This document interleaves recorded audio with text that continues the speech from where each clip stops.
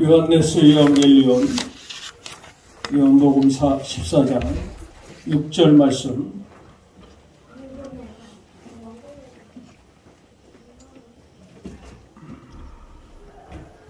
직역 문장 정리해 놓은 거 우리 같이 봉독합니다. 그리고 그 파라클로토스를 그 아버지께서 이 일을 내 이름으로 그 거룩한 이 영과 함께 그가 너희에게 이 일을 보내신다. 그가 너희에게 모든 것을 가르치시며 그리고 그가 내가 너희에게 말한 내 것을 이것들과 모든 것들을 생각나게 하신다. 아멘. 원어는 이렇게 구체적으로 이렇게 말씀을 하고 있습니다. 물론 비슷한 것 같지만 비슷하지 않는 그런 내용들이 많이 있죠.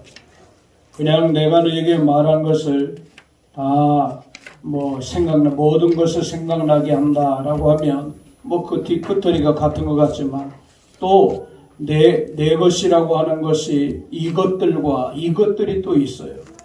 그러니까 이것저것 물론 모든 것 안에 다 들어갔지만 그러나 인간의 판단으로 인간의 이성으로 인간의 번역자의 견해로 이렇게 성경을 잘라내버리면 안 되는 거예요. 왜 그러느냐? 저는 계시록 22장 18절과 19절을 매우 무서워합니다. 왜? 그래서 말씀을 전하는 것도 바르게 전하고 올바르게 전하고 가감하지 않고 전하고 그래서 말을 돌리지 못하고 직설법을 써서 이렇게 말씀을 전하는 거예요. 그래서 성경을 우리가 보면서 그런 내용이 많아요. 오늘 좀 제목이 길어요. 이제 예수와 오심, 가심, 그리고 다시 오심에 대한 이 부활절의 그 말씀을 계속 전했는데 오심은 초림이고 가심은 원상회복이고 다시 오심이 뭐냐? 이게 아주 중요한 내용이거든요. 다시 오심. 이 다시 오심은 어떤 의미가 있는가라고 하면 그 내용 속에 보면 파라클레토스 하기오스 푸뉴마예요. 파라클레토스 하기오스 푸뉴마가 뭔가 우리가 이제 보통 보혜사다 이렇게 해가지고 변호사다, 변호한다, 대연자다 이런 설교를 우리가 들어봄직할 거예요. 들어봄직. 저도 그렇게 들었었고. 그런데 여기 구체적으로 말하면 무언가 파라클레토스 하기오스 푸뉴마로 다시 오신 목적이 뭐냐? 그리고 또 그 목적은 하나가 또 이루어지는데 영원히 우리와 함께하는 임마누엘이 성취되는 거예요. 말씀이 구약의 예언이 그때 성취되는 거예요. 그러니까 예수님의 초림은 쉽게 얘기해서 우리의 죄 사함을 위해서 저주에서 우리를 건져주시는 이름이고 파라클레토스 하기오스 푸뉴마가 우리에게 임할 때 이제 그러니까 우리 신약에 사는 우리들 이건 이미 오순절 다락방에서 이미 사도행전 2장 1절에서 이루어져 버렸기 때문에 2장서부터 오순절 그 사건으로 인해서 예수와 승천 이후 50일 만에 쉽게 얘기해서 그러니까 예수께서 예를 들어 살아나셨다. 사람들에게 보이셨다. 제자들에게 보이셨다. 500여 형제들에게 보이셨다라는 게 40일이에요. 그러니까 40일인데 땅에 40일 제자들과 함께하고 보여주고 있다가 승천하셨는데 승천하신 이후에 10일 며칠? 10일 후에 오신다. 그러니까 그게 50일. 그걸 구약의 오순절이다. 그래서 오순절 성령운동 특별히 여의도 순복음교회에서 오순절 계통에서 감리교회 계통에서 많이 하죠. 참 그 역사가 우리 장로교회도 사실 일어나야 돼요. 예. 그래서 찬송을 부르면 우리는 성령이 오셨네, 성령이 오셨네, 이 기쁜 소식을 온 세상 전하세 이렇게 불러야 뜨겁게, 그리고 막 열광적으로 하고 말이죠. 예? 성령이 오셨네, 성령이 오셨네, 막 정말 오는 것 같아요. 막 임한 것 같아요. 어저께 가서 그랬어요, 제가. 거기서도 그 광화문 많이 나가는 사람들이 있는 것 같아요. 단체가 그렇고.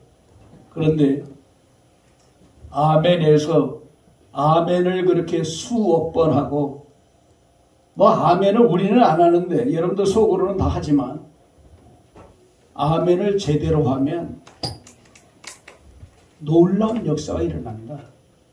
그냥 공탕 아멘을 하지 마라. 예? 남발하지 마라. 자, 그러면 왜 이 파라클레토스나 사실 이 거룩한 영이나 같은 거예요. 같은데 왜 파라클레토스를 붙여놨는가? 그러니까 거룩한 영이 오신 목적, 그거예요. 거룩한 영이 오신, 성령이 오신 그 목적이 무언가라고 하는 것을 우리에게 가르쳐 주려고 하는 거예요. 한번 파라클레토스 간략해서 한번 읽어볼래요? 먼저 읽고 우리가 성경을 찾아보면서 합시다. 보혜사 곧 아버지께서 내 이름으로 보내실 거룩한 영, 그가 너희에게 모든 것을 가르치고 내가 너희에게 말한 모든 것을 생각나게 하리라고 하였다. 보혜사 파라클레토스는 거룩한 영의 역할에 대한 명칭이다. 거룩한 영의 다른 이름이다. 파라클레토스의 사전적 의미를 보라. 돕는 자, 성구, 중재자, 성구, 변호자, 위안자, 성구라고 하였다. 네. 위안이다. 네. 위안은 이제 타둠이라고 하는 이제 이브리어를 해야 이게 이제 풀리니까. 자, 그러면 우리가 먼저 요한복음 14장 1절로 3절을 한번 봅시다. 1절로 3절. 파라클레토스가 왜 오는가? 지금 예수께서 지금 말씀하시는데, 이게 지금 파라클레토스로 예수가 다시 오신다는 거예요. 예. 너희는 마음에 근심하지 말라. 전능자를 믿으니 또 나를 믿으라. 내 아버지 집에 거할 곳이 많도다. 그렇지 않으면 너희에게 일렀으리라. 내가 너희를 위하여 거처를 예비하러 가노니 가서 너희를 위하여 거처를 예비하면 내가 다시 와서 너희를 내게로 영접하여 나 있는 곳에 너희도 있게 하리라. 예, 읽어보세요. 내가 다시 와서. 그러니까요, 이 다시 온다라고 하는 이 의미, 다시 온다, 다시 온다. 이 다시 온다라고 하는 의미를 우리가 잘 알아야 되는데, 지금 뭘 온다고요? 파라클레토스로 오신다. 보혜사로 오신다. 쉽게 얘기해서. 보혜사로. 보혜사로 오셔요. 그 다음에 오셔서 어떻게 오시는가? 우리 마음에 이제 들어오시는 거예요. 지금까지는 눈으로 있는 거예요. 눈으로 보고 믿은 거예요. 이제 어떻게 하냐? 마음에 오시는 거예요. 마음에. 어디 오신다고요? 마음에 오신다. 마음에. 어떤 누구에게? 요한복음 1장 12절 13절. 네. 혈통으로나 육종으로나 사람의 뜻으로 아니하고 전능자로부터 난 자, 영접하는 자 마음에 오시는 거예요. 그 다음에 언제 오시는가? 이제 마지막 심판, 백보자라고 하는 계시록에 나오는 백보자 심판을 위하여 이제 오시는 거예요. 그러니까 이게 분류가 돼야 돼요. 이 분류를 제대로 해주지를 않아요. 이 분류가 확실히 돼야 됩니다. 그러니까 다시 온다라고 하는 의미, 이 세 가지로 분류가 돼야 돼요. 세 가지. 지금 보혜사는 오셨는데, 그런데 이 보혜사는 누군가, 우리가 쉽게 말해서 과거로 말하면 성령, 거룩한 영이고, 또 누군가 내가 다시 온다라고 했으니까 이 보혜사와 성령은 누구를 대표하는가? 예수와를 상징하는 거예요. 예수와. 그러니까 예수와가 다시 오는 거예요. 그러니까 예수와는 이름 속에 이것은 사람이고, 그래서 예수와를 뭐라고 말하는가? 신학적으로 신인이라고 해요. 신인. 그러니까 하나님이고 사람이다. 이런 식으로 신인. 그러니까 사람이면서 뭐다? 영이시다. 영이시다. 이렇게 표현을 해야 돼. 이제 신이라는 말을 영이시다. 그러니까 영의 본질.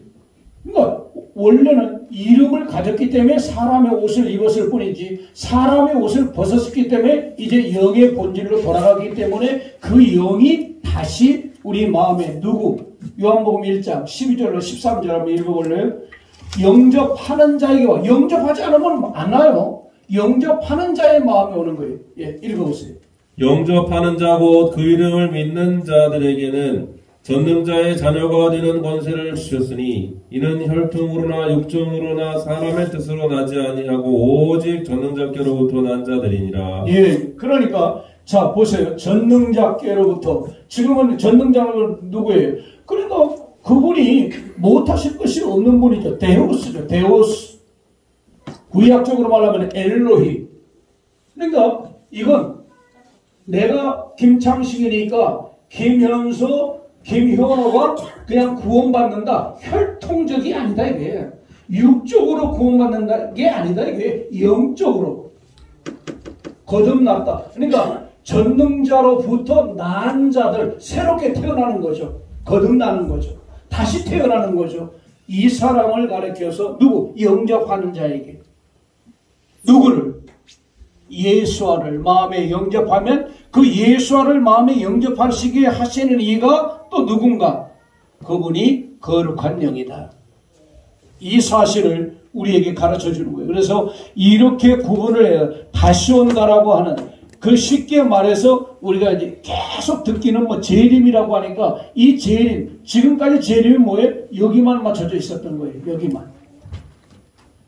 한국교회에서 말하는 재림은 지금 뭐예요? 이제 올라갔어요. 이것만 말한 거예요. 근데 세 가지로 분류를 해야 된다. 보혜사, 즉 파라클레토스, 하기오스, 푸뉴마로 오신다. 그 다음에 누구한테 오는가?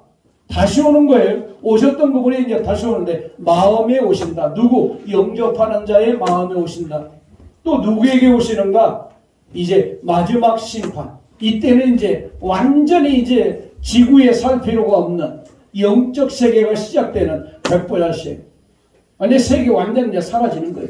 불심판으로 하늘이 날아가고 다 없어져 버리고 영의 세계만 주어지는 그 세계를 가리켜서 이제 마지막 심판, 백보자 심판이 있는 거예요.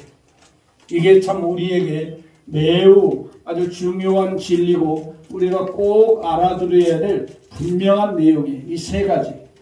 여기에 확실히 써 있어야 돼요. 그런데 여기에 맞춰져 있으니까 성령을 우리의 마음에 와달라, 성령이 임해야 된다, 영접해야 된다, 그런 걸 말하는데 그걸 이렇게 구체적으로 딱 끊어서 말해주지 못했다. 심판만 말했다. 재림, 공중 재림하신다, 뭐 오신다. 아니 이미 오셨어요. 자, 이미 오셨어요. 다시 오신다고 하는 3절, 내가 다시 온다, 집을 마련한다. 그 집은 뭐예요? 우리가 집이에요. 한번 합시다. 우리가 영이신 아버지의 집이다. 예수와의 집이다. 예, 거룩한 영의 집이다. 동일한 말이에요. 동일한 말. 뭐 성령의 집이다, 뭐 아버지의 집이다, 예수와의 집이다. 다 하나예요. 하나. 왜냐면 여러분들이 그거 읽어봤잖아요. 뭘 읽어봤어요? 다시 한번 읽어볼래요? 요한복음 16장 28절. 아주 중요한 말씀이에요. 아주 중요한 말씀. 예, 내가 아버지께로부터 왔다. 그래가 내가 아버지께로 다시 간다. 그게 바로 원상회복이거든요. 예, 읽어보세요. 내가 아버지께서 나와 세상에 왔고 다시 세상을 떠나 아버지께로 가노라 하시니. 자, 그러니까 아버지께로부터 나왔다. 아버지가 누구예요? 영으로 있던 아들이 누구냐? 아들. 아들을 항상 생각할 때 뭐냐면 아들이 따로 있었던 것이 아니라 아들은 누구? 예수와 육신을 입은 예수와일 뿐이에요. 예수와. 그러니까 아버지께로부터 나와서 아버지께로 나왔다. 그러면 영이니까 아버지가 영이니까 영을 보낸 거예요. 영을. 단 육신만 입었을 뿐이에요. 그게 신이라는 게 바로 그거죠. 그런 의미를 가리키는 거죠. 그래서 우리의 본질을 알아야 된다. 우리의 본질도 뭐예요? 바로 예수잖아요. 우리가 왜 이분을 아버지라고 그래요? 영이신 분을 보지도 못했는데 왜 그냥 아버지라고 불러요? 영으로부터 거듭 났으니까. 아까 요한복음 1장 13절에 우리가 영으로부터 났으니까 그분을 영으로 거듭났으니까 그분을 안 봤지만 아버지라고 부르는 거예요. 그리고 또 아버지께로 우리가 다시 가는 거예요. 그러니까 아들이라고 했을 때 육신을 입은 예수와만 생각하면 돼요. 그래서 아버지께로 갔다. 하나가 됐다.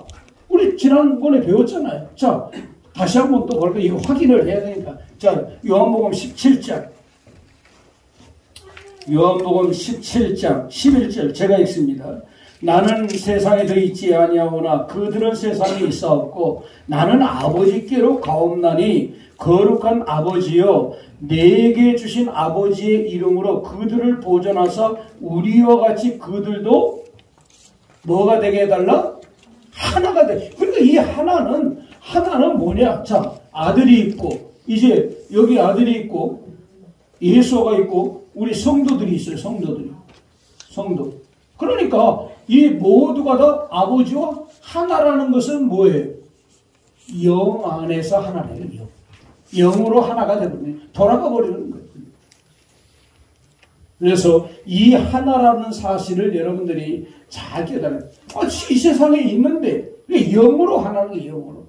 그래서 여러분과 제가 알아야 될 게 뭐냐면 다시 한번 합시다. 우리의 본질은 영이다. 영이. 예수와의 본질도 영이에요. 예. 그래서 그렇게 됐다는 사실을 알려주니까 많이 처음 들으니까 많이 헷갈렸겠죠. 그런데 여러분과 제가 이걸 꼭 알고 세 가지 구분을 꼭 알아야 돼요. 다시 복습해야 돼요. 다시 온다는 의미는 뭐라고요? 첫째, 뭘로 오셨다? 보혜사 다른 말로 말하면 성령으로 오셨다. 그분이 그러니까 그분의 신분은 뭐다? 성령의 신분은 뭐다? 예수다. 그러니까 이거는 다 같다. 알았죠? 다 같다. 따르게 말했을 뿐이지 그분이 와서 무엇을 하는 역할에 대해서 역할이 뭐냐에 대해서 보혜사라는 단어를 쓴 거고 우리 그 다음에 두 번째는 어디에 오신다? 우리 마음에 다시 오신다. 이게 이제 완전 오시는 거예요. 여기에 오셔서 이제 무엇을 이루셔요? 이제 두 번째로 생각하는 거 바로 임마누엘이 완성되는 거예요. 아버지의 자녀 이제 전능자 엘로힘의 영이신 그분의 자녀가 되는데 아들 딸이 되는데 그것이 바로 뭐냐? 이제 함께 해주는 생명이 함께하는. 이제 너는 내 씨를 받았어. 내 생명을 받았어. 내가 이제 너와 영원히 함께해. 그거예요. 함께 한다는 거. 함께. 그래서 너와 함께 한다는 거, 나와 함께 한다는 거, 이게 계속 인식돼야 되는 거죠. 그 다음에 마지막 심판으로 이제 백보자 심판. 이제 오시는 거죠. 공중 재림에서 천사당의 나팔 소리와 함께 임한다라고 하는 이 사실을 여러분들이 참 잘 알고 이렇게 귀한 진리를 배워도 대학원 있는 사람들도 모른다는 거. 여러분들은 그런 진리를 배우고 있다는 거. 이 진리 안에서 우리가 확고하게 흔들리지 않고 우리가 믿음 생활을 해 나가도록 해야 되겠습니다. 내 속에 계신 증거예요. 증거. 확실한 증거. 그런데 보세요. 자, 17절에 요한복음 14장 17절에 지금 영을 말하는데 무슨 영이다? 진리의 영이다 그랬어요. 그렇죠? 네. 자, 그럼 14장 6절 한번 읽어보세요. 그럼 진리는 진리의 영이다. 누가 또 진리인가? 예수와가 진리. 읽어보세요. 예수께서 이르시되 내가 곧 길이요 진리요 생명이니 나로 말미암지 않고는 아버지께로 올 자가 없느니라. 예. 자, 그러니까 자 보세요. 하나만 딱 뗍시다. 진리의 영, 예수와도 진리. 그러니까 하나란 얘기야. 하나. 아셨죠? 그러니까 누가 오시냐? 영이신 그 본질이 오는 거예요. 이제 예수와의 그 인간의 육신의 옷만 벗어버린 영, 본질인 예수와의 본질이었던 그 영이 바로 우리에게 오신다. 와서 어떻게 너희 속에 있겠다. 누구에게? 영접하는 자에게. 아셨죠? 영접하지 않으면 안 돼요. 지식적으로 알고 있는 것은 안 돼요. 그러면 자, 영이신데 그분이 내 마음에 오시옵소서 라고 하는 거, 그거 속을까요? 속지 않을까요? 안 속아요. 안 속아요. 아무리 내가 오시옵소서 뭐 금식하고 철회하고 뭐 그런다고 해서 그 오시는 분이 아니에요. 누구에게만 오는가? 이게 또 중요한 거예요. 오시옵소서 해가지고 오시는 분이 아니에요. 그것도 그러니까 영이 작동을 해야 돼.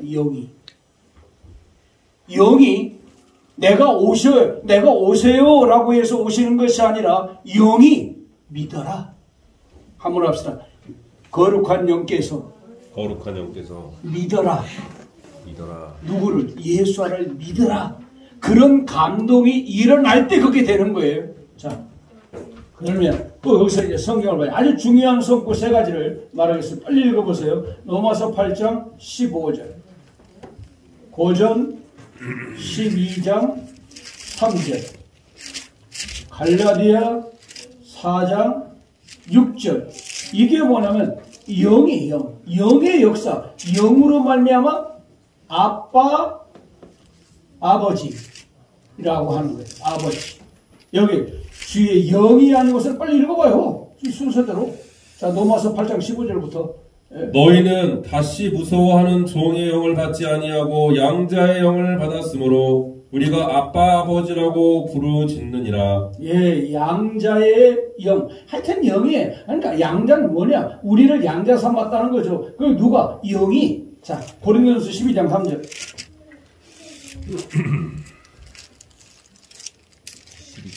주의 영이 아니고서는 예수를 주시라 할 수 없다. 그러므로 내가 너희에게 알리노니 전능자의 영으로 말하는 자는 누구든지 예수를 저주할 자라 하지 아니하고 또 성령으로 아니하고는 누구든지 예수를 주시라 할 수 없느니라. 자, 그러니까 여기서도 영이 아니고서는 예수를 주님으로 믿을 수 있다 없다? 없다. 그러니까 믿게 하시는 이가 누구다? 영이다. 영의 감동을. 이게 영의 역할이에요, 지금. 이 보혜사의 역할이라고. 보혜사나 영이나 성령이나 같은 말이 갈라디아 4장 6절. 너희가 아들이므로 전능자가 그 아들의 영을 우리 마음 가운데 보내사 아빠 아버지라 부르게 하셨느니라. 자, 그러니까 이제 여기서 결론을 봅시다. 아들의 영이에요. 아들의 영. 그러니까 아들이나 영이나 같다는 거예요. 아들은 누구예요? 육신을 입었던 예수와, 한번 하세요. 아들은 육신을 입었던 예수와, 영은 육신을 입지 않았던 본질의 영. 본질. 그러니까 이제 아들의 영이라고 해서 이해를 시키는 거예요. 여기는 엘로힘이니까, 전능자니까 쉽게 얘기해서 아버지 같은 거예요. 그래서 우리 마음 가운데 보냈다. 어디? 마음에 보냈어요. 보내가지고 어떻게 했어요? 아빠 아버지라. 왜 믿으니까 아빠 아버지라고 부르지. 안 믿어지는데 어떻게 아빠 아버지라고 부르짖어요? 자, 이해가 돼요? 이 예수만을 믿는 그 과정이 여러분 쉬운 것 같지만 아니에요. 그분의 감동, 그래서 자랑할 수가 없는 거예요. 예배소서. 그래서 여러분 구원 자랑할 수 없고, 주여 감사합니다, 아버지 감사합니다, 그 말만 하는 거예요. 2장. 자, 에베소서 2장 읽어봅니다. 2장. 어디를 읽어봐야 되냐면, 자, 한 구절만, 두 구절은 읽어야 되겠군요. 8절, 9절 읽어보세요. 너희는 그 은혜에 의하여 믿음으로 말미암아 구원을 받았으니 이것은 너희에게서 난 것이 아니요 전능자의 선물이라. 행위에서 난 것이 아니니 이는 누구든지 자랑하지 못함에 함이라. 그러니까 구원의 선물이 누구? 아버지의 선물이라 이게 그냥 거저줬다 이거야. 왜? 믿게 하는 이도 거룩한 영이고, 그쵸? 왜 그분이 내 안에서 얘기해가지고 아버지라고 부르치게 했으니까. 그래서 자랑할 게 없는 거예요. 그래서 감사합니다 밖에 없는. 감사합니다. 감사밖에 없는. 왜 자랑할 것이 없습니까? 내가 뭐 만약에 내가 행위해서, 내가 의의를 위해서, 그러니까 여러분 어떤 율법의 행위, 내가 어떤 착한 행위, 내가 법을 지키는 그런 행위 구원이 아니라는 거예요, 이거는.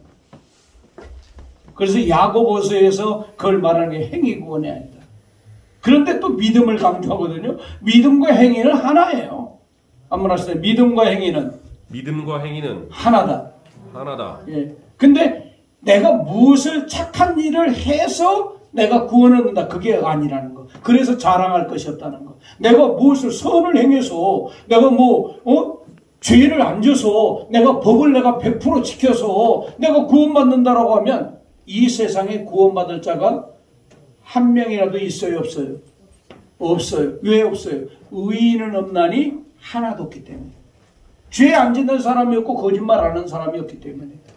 거짓말하는 사람, 여러분 10가지 죄 말했잖아요. 한 가지만 걸려도 지옥 가요.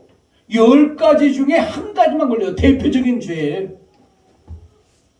예? 계시록 21장 8절, 계시록 22장 15절, 거기에 여러분 대표적인 죄가 나오잖아요. 예수와 믿지 않는 죄, 거기 9가지가 나오거든요, 두 구절에. 그리고 하나는 뭐예요? 예수와를 믿지 않는 죄. 이게 가장 큰 죄잖아요. 10가지 죄에서 하나만 걸려도, 예수와를 믿어도 거짓말했다, 지옥이에요. 무서운 겁니다, 여러분. 성경은. 그래서 우리 여러분과 제가 이 영생 구원 얻는 거, 죄사함 받은 거 자랑할 것이 없고 감사할 것 없고. 왜? 그분의 선물이니까. 선물을 받았어. 선물 받았는데 이런 걸 줬어요 하는 거예요. 여러분, 하여간 여러분과 제가 이거 구원받은 이 선물, 이거 빼앗기면 안 돼요. 이 영생구원의 선물, 죄사함의 선물, 이거 빼앗기면 안 돼요. 이거 빼앗기면 꽝이에요, 꽝. 끝나는 거예요. 인생 끝나는 거예요.